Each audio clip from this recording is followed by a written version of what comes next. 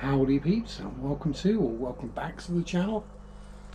A little bit of a different one today. Quarantine tanks. What, why, how, reasons, plus opportunities to show new fish, which is always good. So let's get you aimed up at a quarantine tank. No, that's not a quarantine tank. And to be absolutely fair, this isn't an ideal quality quarantine tank either. But we'll go through a bit more of that in a bit.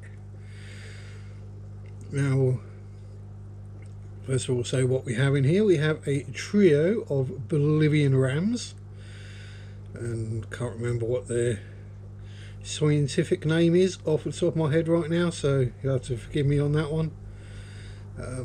I've been in there 24 hours now, so no, that's not my knees, that's actually pouch of tobacco in my pocket. So, quarantine tanks, why do we have them? What's the point? What are they for? Well, quite simply to quarantine new fish, because you never know. This camera, should we see if we can get the camera a bit more level while we're waffling?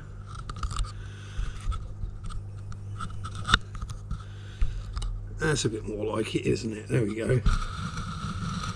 And we can get a bit closer as well. There. So, yeah, you buy new fish, even if it's from a trusted source. There's always that possibility they could have a disease, a pathogen, a parasite, something nasty. You never know. So it's always worth sticking them into quarantine for a week, 2 weeks, however long you really want, months, some cases. But why? Why sharp? Isn't that just extra expense? And not really, because it doesn't have to be a tank. It doesn't have to be scaped. It doesn't have to have decor. It doesn't have to have lights. All you need is a basic filter, so a sponge filter, or as I've got in here, a little power filter that I happen to have kicking about, and a heater just to make sure the temperature's okay. Because let's be honest, you spend a lot of money on fish. Fish cost money, and if you've got a tank that's already got several fishies in it, and you've already fallen in love with said fishies and they're your little friends, yes, we all do it,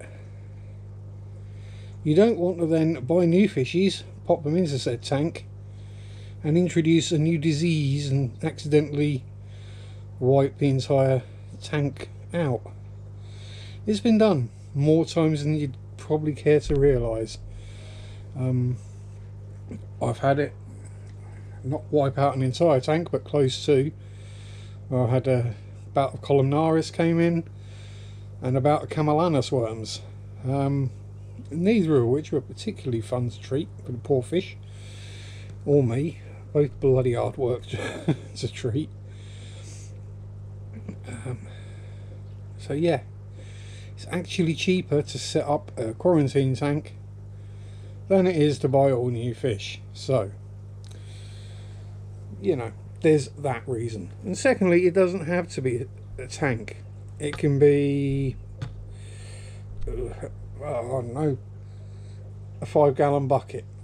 It can be a plastic tote bin. It can be a plasterer's bath.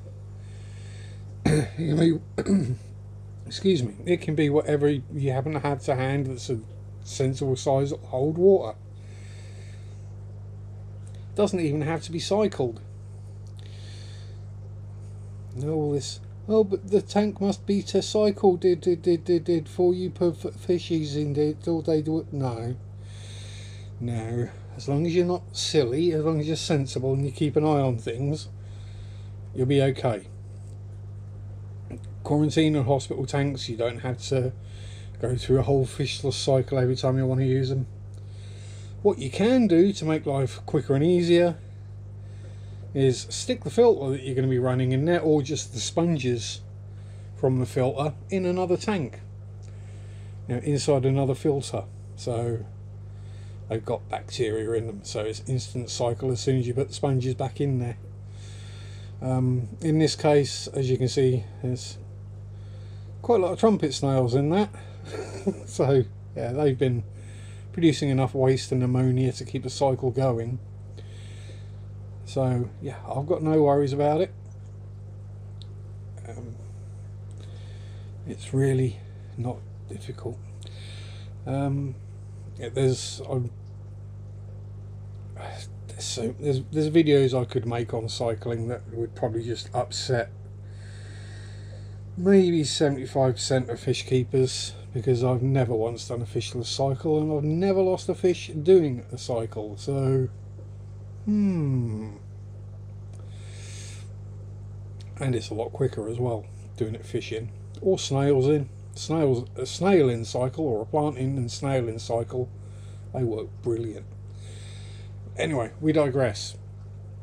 So yes, quarantine tank doesn't have to be a special tank, doesn't have to be a special filter and heater and skate. Ideally you wouldn't even want the substrate. You'd want a bare bottom. I'm going to use tank for want of a better term, because we all know what a fish tank is.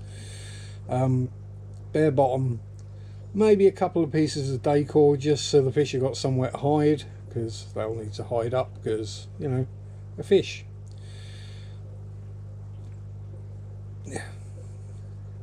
And the smaller you keep it, the smaller the filter and the heater you need to run,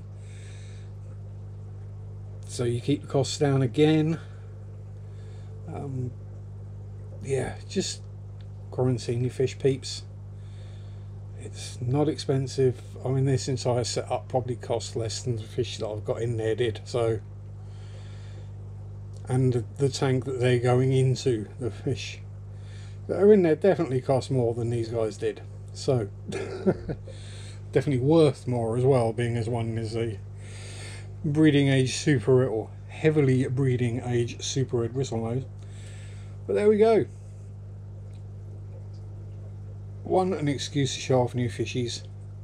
Two, bit of a chance to have a bit of a waffle about quarantine tanks. So there we go. Hope there's been something of remote interest in there for you, along with the usual shoddy camera work by moi. Let's see if we can get a close up on these Bolivian rams, and then we'll say goodbye. While we're doing that though, don't forget there's a load of buttons down the bottom of the doobly-doo, which means you can like, comment or subscribe, yay, or even join if you're feeling particularly friendly. So yes, please do. If you've got any questions, leave them down below. If you think I'm an absolute idiot, leave them down below, because it's all engagement and YouTube doesn't care. And generally, neither do I. I get called an idiot repeatedly, so there we go. Enjoy your hobby, keep your fish safe. You don't need to dump a bunch of meds in there unless there's something wrong. That's just a complete waste of time and money. Yes, the one thing I completely disagree with Corey on. Peace out. Rock on. Bye bye. Wah, wah, wah.